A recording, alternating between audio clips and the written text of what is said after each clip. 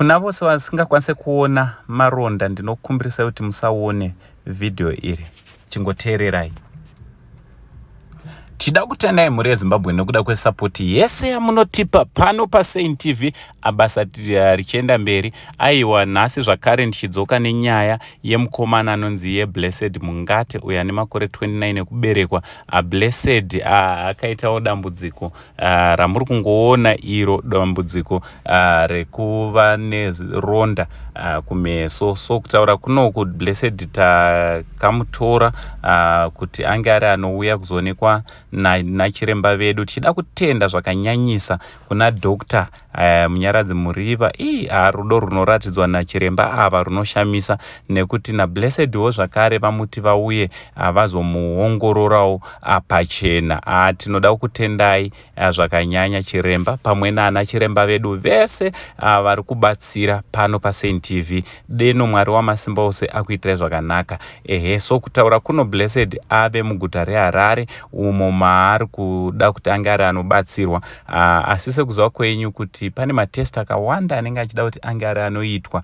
Saka ndipo patinodzoka kwamuri tichikumbira nekuchema kuti aiwa ngatimirewo naBlessed sekumira kwatakaitawo naIben naKnowledge Kapinga Utoa. Rwendo rwavo rukabva rafamba zvakanaka rwokuti vange vari vanorapwa. Kunyange naiyewo Blessed Mungate mwana wedu, munin'ina wedu, hanzvadzi yedu. Tinotokumbirawo kuti tinge tiri tinomira naye, tinowanikwa tiri tinomusapota panodiwawo mari.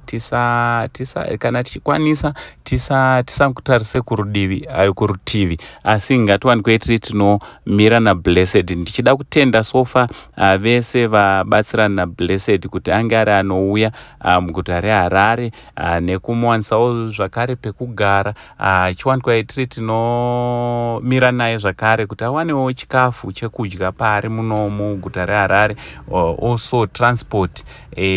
Musokuona kwenyu kuti ronda raBlessed rinogona kunetsa kuti ashandise public transport. So tine motikari yatakasaina kuti inge ichinomutora achienda kwana chiremba.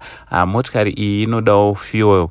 So kune vese vanokwanisa kunge vari vanobatsirana nesu, wanikwai muri munongotibatawo panhamba dziri pascreen kuti rwendo rwaBlessed runge ruri runoendekawo zvakanaka.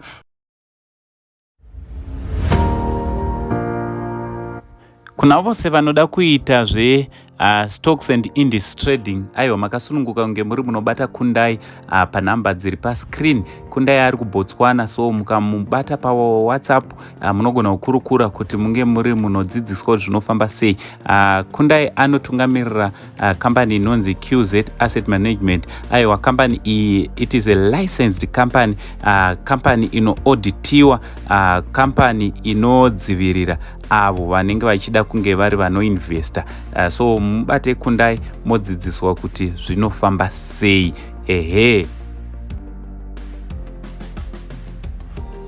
Aiwa, kuna vose vachabetserana naBlessed Mungate kuti rwendo rwake runge ruri runoita nyore, tinoti God bless you from Uncle Saint, the only Zim uncle neSaint TV crew. For now tichiti it's much love and God bless.